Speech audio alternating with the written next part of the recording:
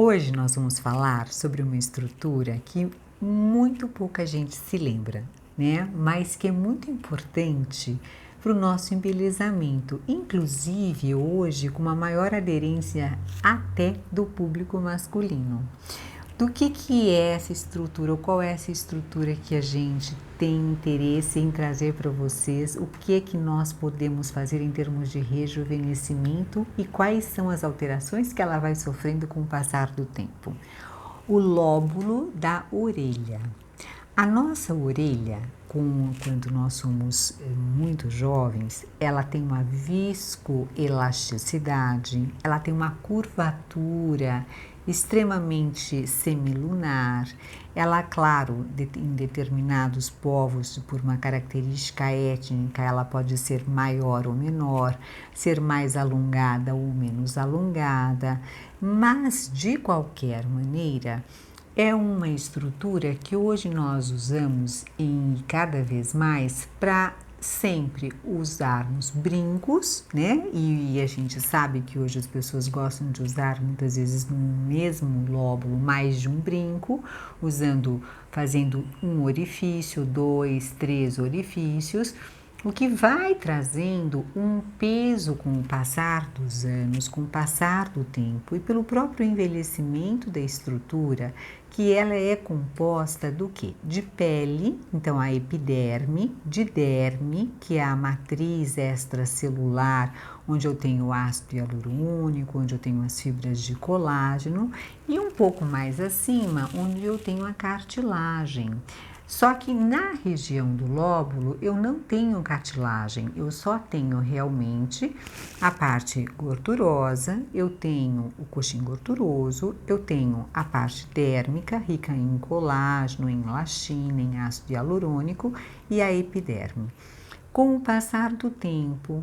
pela questão do peso da própria gravidade, nós vamos tendo o derretimento não só da face, mas de todas as estruturas, inclusive do lóbulo da orelha, que vai ficando maior, vai ficando realmente um pouco mais alongado e muitas vezes isso traz o paciente ao consultório com uma queixa primária ou secundária, ou que a gente identifica ao fazer o exame, ou muitas vezes o que ocorre é que o paciente nos procura para fazer a correção do orifício, ou seja, do furinho do brinco, que está cada vez mais alargado. Então, muitas vezes nós observamos que não só o primeiro furo, mas o segundo furo, até o terceiro furo, não importa quantos tenham, ele vai, na verdade, sofrendo um processo de distensão vertical,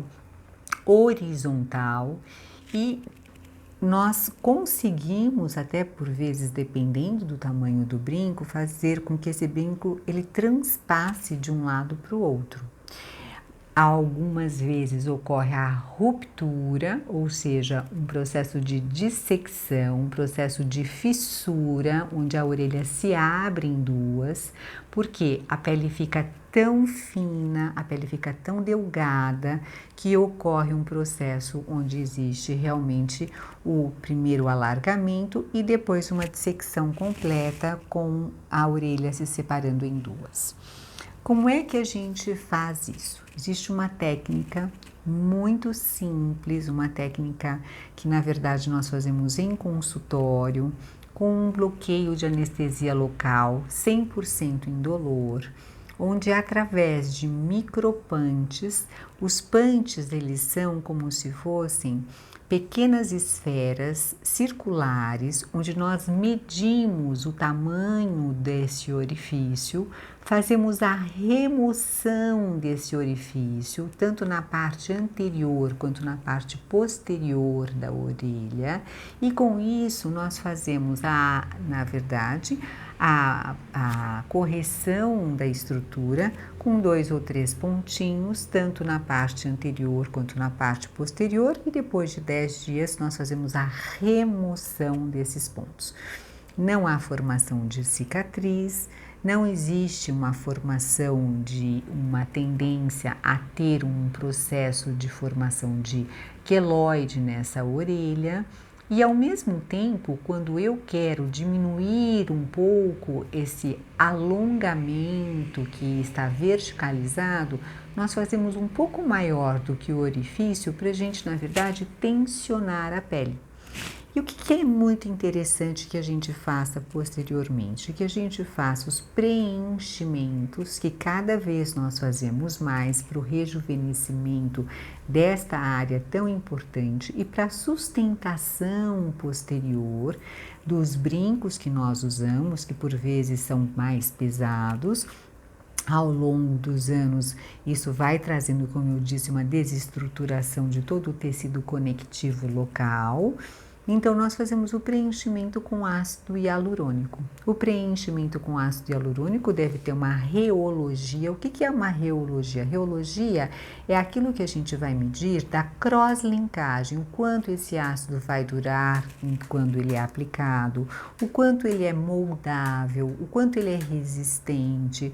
qual é a viscoelasticidade que ele vai promover no local, para que ele consiga reestruturar toda essa área, deixando a região mais fofa, ou seja, a região mais com uma harmonia em termos de estrutura semilunar, novamente, arredondada, que propicie com que eu consiga refazer este novo orifício, esse novo furo, de uma maneira adequada, tendo naquela região material suficiente para que eu possa colocar novamente um brinco. Ou muitas vezes eu não preciso nem ter esse orifício alargado, mas tenho uma orelha muito fina, tenho uma orelha muito delgada e quero deixar esse, vamos dizer, esse lóbulo mais encurtado, mais arredondado, esse lóbulo mais proporcional tanto à questão da orelha como um todo, ou seja, da região toda auricular externa, como em relação ao meu rosto. Então, é um ponto em questão que a gente deve observar e que cada vez mais a gente realiza em consultório com um procedimento ambulatorial que o paciente vai embora para casa sem nenhum tipo de downtime, podendo fazer todas as atividades que ele faz normalmente.